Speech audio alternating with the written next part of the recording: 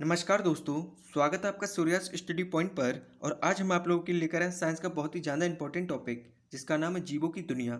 यह topic exam के point of view से बहुत ही ज़्यादा इंपॉर्टेंट रोल प्ले करने वाला है और इस टॉपिक का यह पार्ट 2 रहेगा। पार्ट 1 मैंने इसका बनाकर करवा दिया है। अगर आप लोगों ने नहीं देखा है तो प्ले लिस्ट में जाकर उसको देख सकते हैं। और ये video super TET, UP TET, C TET, कहने का मतलब जिन एग्ज़ामों में साइंस आनी है उन सभी एग्जामों के लिए ये वीडियो इंपॉर्टेंट होने वाली है। तो देरी ना करते हुए फटाफट वीडियो की शुरुआत करते हैं। अगर आप चैनल पर पहली बार विजिट कर रहे हैं तो प्लीज़ चैनल को सब्सक्राइब, लाइक, कमेंट, शेयर करना ना भूलें। तो चलिए दोस्तों वीडियो शुरू करते हैं। और इस वीडियो में जो क्वेश्चन का फॉर्मेट रहेगा ना दोस्तों, वो वन लाइनर टाइप का रहेगा और जो मैं एक्सप्लेनेशन दूंगा वो बहुत ही ज़्यादा इंपॉर्टेंट होने वाली है। तो ध्यान से देखेंगे इसको, ठीक है। तो क्वेश्चन पहला कह रहा है कि केंद्रक के अलावा किस कोशिकीय अंग में डीएनए होता है। ठीक है, केंद्रक के अलावा, वैसे तो डीएनए किस में होता है? केंद्रक में, यानी कि न्यूक्लियस में होता है डीएनए। ठीक है, तो ये केंद्रक के अलावा पूछ रहा है। तो केंद्रक के अलावा डीएनए किस में होता है दोस्तों? माइटोकॉन्ड्रिया के अंदर। ठीक है, माइटोकॉन्ड्रिया एग्जाम के पॉइंट ऑफ व्यू से बहुत ही ज़्यादा इंपॉर्टेंट है। यहाँ से क्वेश्चन बनते हैं एग्जाम में, तो इसको सही से देख लेते हैं दोस्तों। माइटोकॉन्ड्रिया के लिए दोस्तों हिंदी में क्या बोलते हैं? सूत्र कणिका। ठीक है, हिंदी में क्या बोलते हैं? सूत्र कणिका। कहीं एग्जाम में माइटोकॉन्ड्रिया ना लिखा हो तो सूत्र कणिका लिखा तो आप कंफ्यूज हो जाओ, तो कंफ्यूज नहीं होना।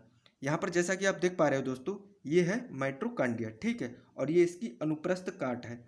तो इसको इस टाइप से क्यों दिखाया गया है डायग्राम में? वो इसलिए, क्वेश्चन में क्या पढ़ा था अभी कि केंद्रक के अलावा किस में डीएनए पाया जाता है, हमें डीएनए देखना है ना। तो यहाँ पर ये आप रेड रेड देख पा रहे हो ये, ठीक है, इस टाइप का।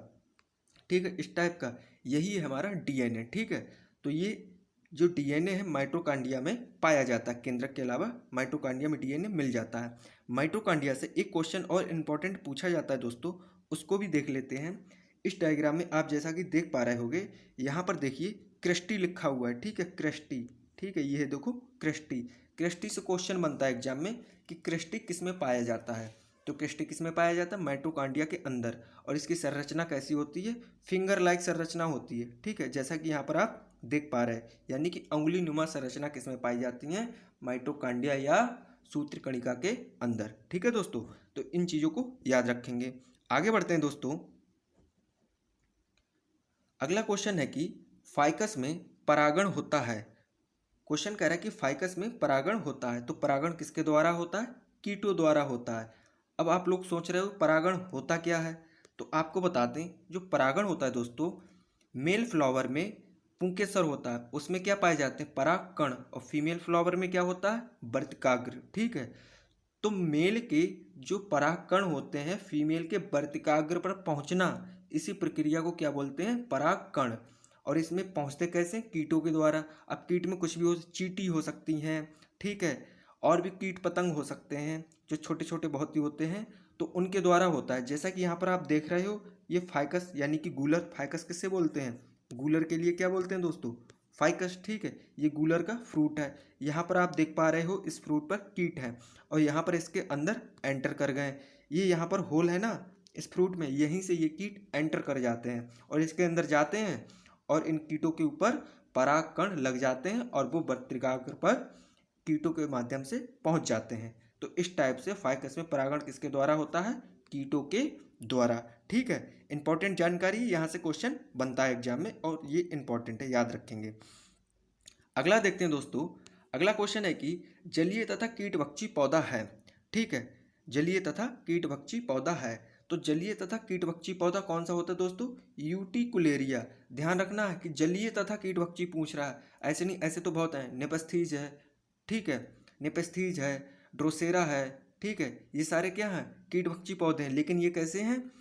जलीय नहीं है। लेकिन यहाँ पर क्या पूछ रहा है? जलीय पौधा। यहाँ पर यूटिकुलेरिया को आपको जूम करके दिखाते हैं किस टाइप का होता है। इस टाइप का देखिए दोस्तों होता है यूटिकुलेरिया का पौधा। ये कैसा होता है? कीटभक्षी होता है और जलीय होता है। यहाँ पर ये इसके देख रहे हो ना फूट, ये ऑक्टोपस की तरह है। ठीक है, इसकी ये फूट है। ठीक है, इन्हीं में, कहने का मतलब, अपने शिकार को फंसाकर भक्षण कर लेता है। ये होता है यूटिकुलेरिया, जो कि एक जलीय कीटभक्षी पौधा होता है। आगे बढ़ते हैं दोस्तों, अगला क्वेश्चन देखते हैं। अगला क्वेश्चन कह रहा है कि एक अगुहिक जंतु है, यानी कि ऐसा जंतु जिसमें गुहा नहीं होती, तो उसे क्या कहा जाता है? तो ऐसे जंतु को कहा जाता है प्लेटी हेलमंथीज। यानी कि आप यहाँ पर देख रहे हो ना, ठीक है। प्लेटी हेलमंथीज का मतलब इसके नाम में ही छुपा, प्लेटी यानी प्लेट की तरह, प्लेट कैसी? चपटी, ठीक है। तो ऐसे जंतु जिसमें अगुहिक होते हैं, यानी जिसमें गुहा नहीं होती है, तो उनको क्या बोलते हैं? प्लेटी हेलमंथीज, यानी चपटे टाइप के होते हैं, जिसमें कोई केविटी नहीं होती, उनको क्या बोलते हैं? प्लेटी हेलमंथीज, ठीक है। अगला क्वेश्चन जो दोस्तों है वो है कि स्तनधारियों में कौन सा अंग श्वसन में सहायक नहीं होता है? जो लैरिंग्स होता है श्वसन में सहायक नहीं होता है। देखिए गले में बहुत सी चीज़ें होती हैं, लेकिन ये लैरिंग्स होता है ना, गले में ज़्यादातर जो चीज़ें होती हैं वो श्वसन में सहायक होती हैं।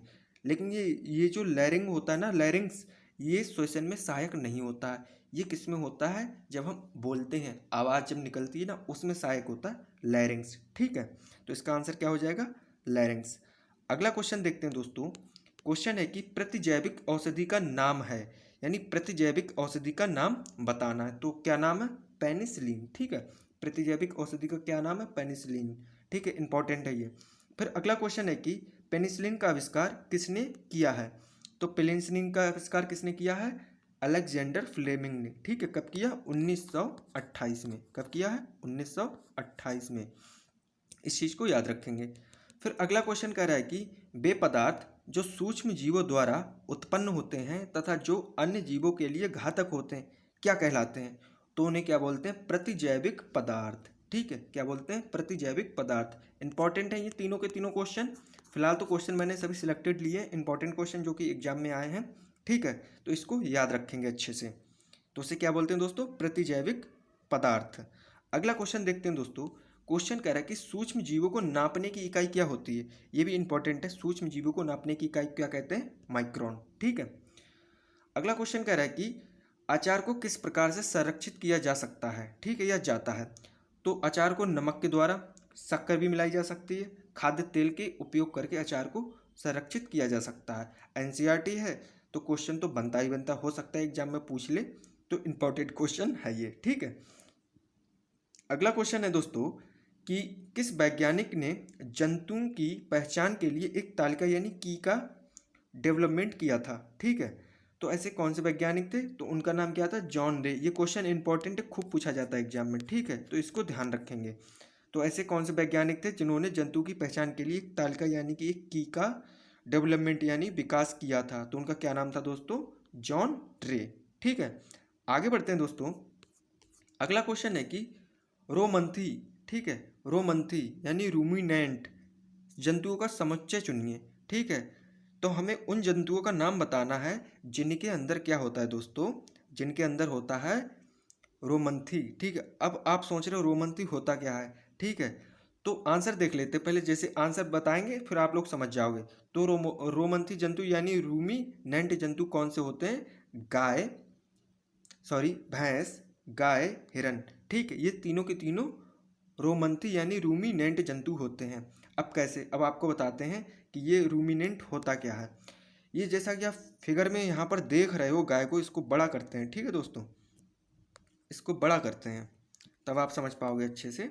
ये देखिए, ये है गाय का फिगर। अब समझाते हैं आपके लिए, ठीक है। रोमंथी का मतलब ये होता है कि जो जुगाली करने वाले जंतु होते हैं, ठीक है। ये यानी कि बहुत सा जो फूड होता है उसको खा लेते हैं और यहाँ पर इसको स्टोर, कहने का मतलब र्यूमन में इसको स्टोर कर लेते हैं, ठीक है। और यहीं पर स्टोर करने के बाद जब ये बैठे रहते हैं खाली टाइम में, कहने का पशुओं के लिए होता क्या है? खाने के बाद बैठना, बस यही होता है। तो बैठे बैठे आपने देखा होगा ये मुंह को चलाते रहते हैं, जुगाली करते रहते हैं, ठीक है। तो ऐसे जंतु को यानी कि ये अपने चारे को पचाने के लिए इसको यूज करते हैं, ठीक है। तो ऐसे जंतु क्या बोलते हैं दोस्तों? रोमंथी, ठीक है। तो इसमें क्या क्या आ जाता है? गाय भी आ जाती है, ये भी चारा खाने वाली होती है, भैंस भी और हिरन भी, ठीक है। इंपॉर्टेंट क्वेश्चन है, पूछा जाता है एग्जाम में। आगे बढ़ते हैं दोस्तों। क्वेश्चन कह रहा है कि वास्तव में मीन यानी कि मछली नहीं है, ठीक है। ये क्वेश्चन बहुत ही ज़्यादा पूछा जाता है एग्जाम में। जो वास्तव में मीन नहीं होती है, नाम तो इसका मछली वाला होता है लेकिन ये वास्तव में मछली नहीं होती है, तो उसको क्या बोलते हैं दोस्तों? रजत मछली, ठीक है। यहाँ पर ये आप देख रहे हो ना, यही है रजत मछली, ठीक है। ये एक प्रकार का इंसेक्ट यानी कीड़ा होता है और ये कहाँ पर रहता है? जहाँ पर, कहने का मतलब मॉइस्चर, नमी होती है, ठीक है। तो वहाँ पर ये पाया जाता है। इसको क्या बोलते हैं? रजत मछली। नाम इसका रजत मछली है, मछली लगा हुआ है, लेकिन ये मछली वास्तविकता में होती नहीं। एक प्रकार का ये क्या होता है? कीट होता है। ठीक है, सर्दीली जगह पर ये पाया जाता है।